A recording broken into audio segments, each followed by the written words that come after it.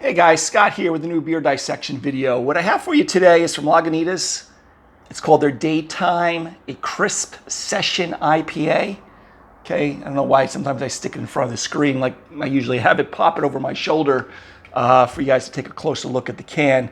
Let me just give you the specs while I'm looking at them. Again, a Session IPA, 4% alcohol, which is definitely sessionable. Remember, that's sitting in like Budweiser territory, which is, usually around 4.3%, I think they are, give or take. Don't mark my words on that.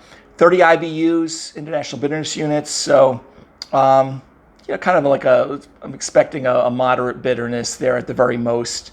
They actually give you the OG, which is original gravity. And it's fun, they give you the original gravity, but they don't give you the final gravity. That's the original gravity is how many the dissolved carbohydrates and solids in what we call wort, which is the when we're brewing the beer right before it goes to fermentation, we call it wort. Before then we pitch the yeast. So we take a hydrometer reading, which measures the specific gravity of the liquid. We remember doing that in your science classes back in high school. And then the yeast eat up all the carbohydrates, not all of them, but a bunch of the carbohydrates, and you take a final gravity. So again, a little more than I thought I'd be talking about with this beer, about original and starting original gravity and final gravity. But if you ever see it on the can, that's why they have it. I don't even know why it's really that important. I liked seeing it because I'm a home brewer, but anyway, this was part of a 12-pack compilation pack. I may have that. I might pop it over my shoulder also. Maybe, maybe not.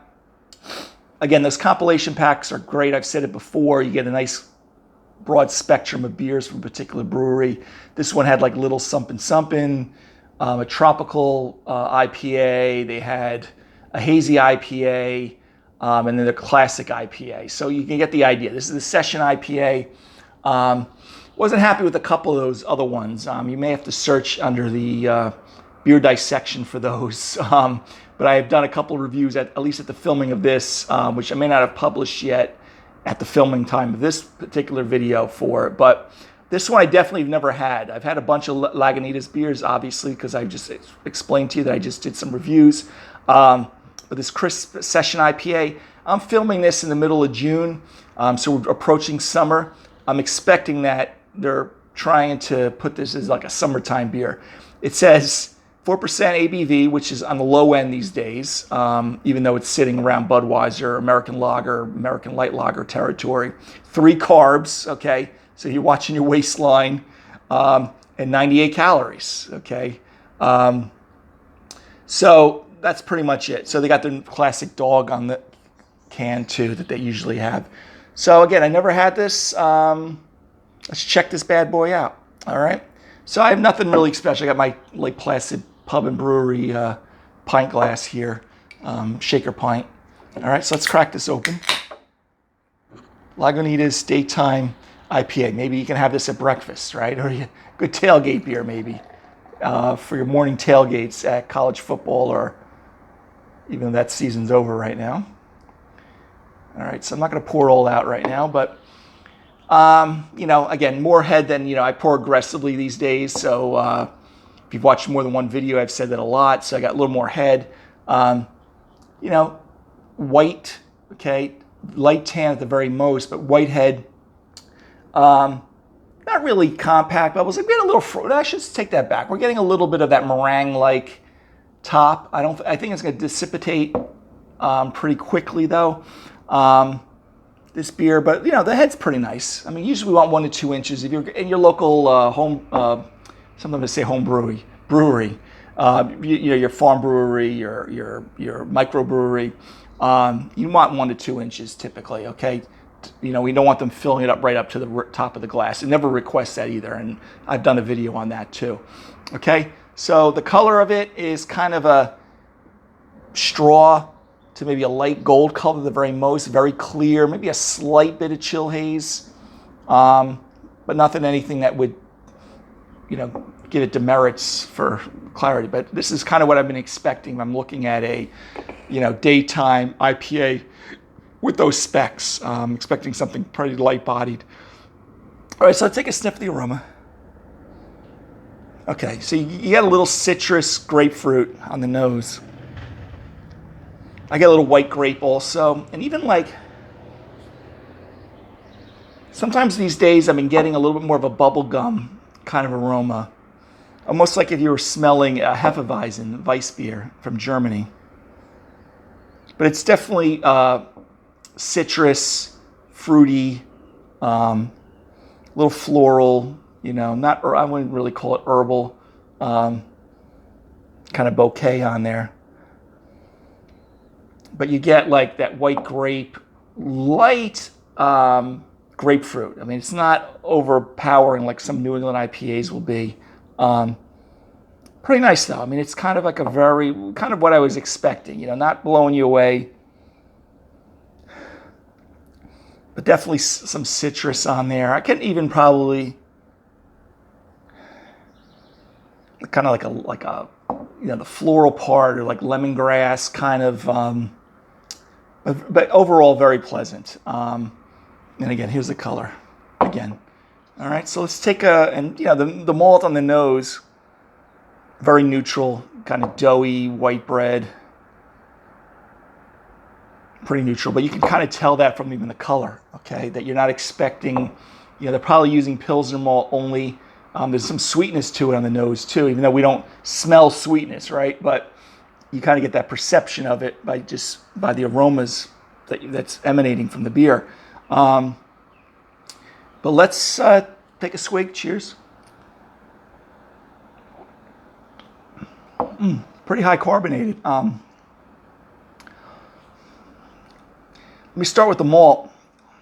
Again, Pilsner malt, 2-row, basic, white bread, maybe like water cracker kind of flavor on there.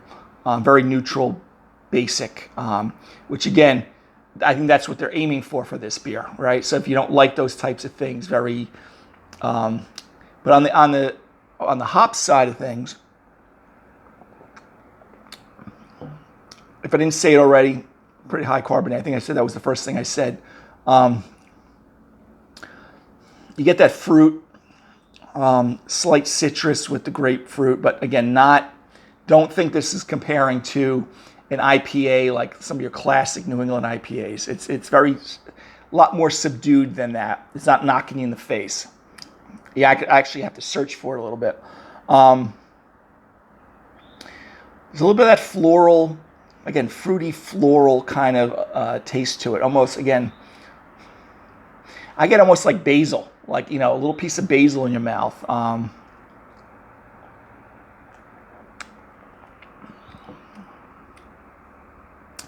Very light-bodied.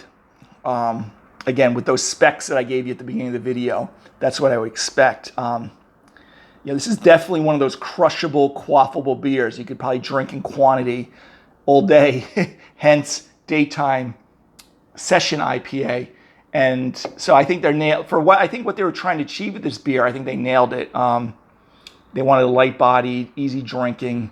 I wouldn't say this is malt forward at all. It kind of drinks a little bit like you are drinking a Miller Lite or a Bud Light or a Budweiser, but better, I think, version of those beers. But the color, the body, the easy drinkability of it falls in that category, and why sometimes American lagers, American light lagers are so popular.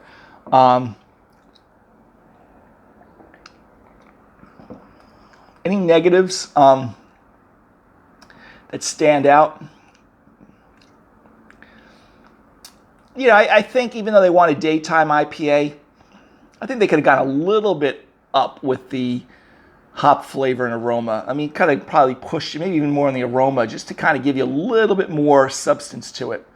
But if they were looking just to try to create a light-bodied, easy drinking summertime beer, I think they nailed it. So that's where I'm going to get with the grading on this Lagunitas Daytime IPA is, listen, I think they nailed, I give them an A because I think their intent was to produce that light-bodied session IPA you can drink in high quantity.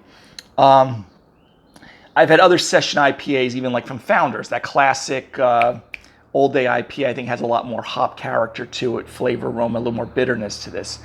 This kind of drinks like a Budweiser on steroids, meaning that it definitely has more hop flavor and aroma and,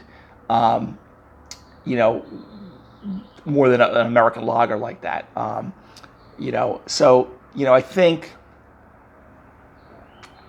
if you had this hot day in the summertime, brought a 6-pack of this down to the beach, you don't want to get like sloshed, on 2 or 3 beers, like 9% IPAs. This would be very nice. If you buy it in a 12-pack, I enjoy all different styles of beer. I don't stick my nose up really at any style unless it's just not handled properly or it's just really bad. And I think all beers have a time and place. This great summertime beer, Lagunitas Daytime Session IPA, in the sense of being crushable, highly carbonated, refreshing, but it doesn't smack you in the face. Now, to be critical, an overall grade, like I said, for just overall drinkability, I gave it almost like a B. I probably give it a B, A- for what they were intending to do. Overall enjoyability of it, I should say, C plus, C, very average. But listen, I always sometimes try to draw a few lines when I'm doing these grades, is that, I can't compare this to some other IPAs. I can't compare this to other beers on certain days, but it has its time and place. I think that because it's highly carbonated, it's very refreshing. If that's what you're looking for that particular day, I would go with this beer. It's not as cloying, it doesn't have a lot of residual sweetness to it. There's no alcoholic warmth to it.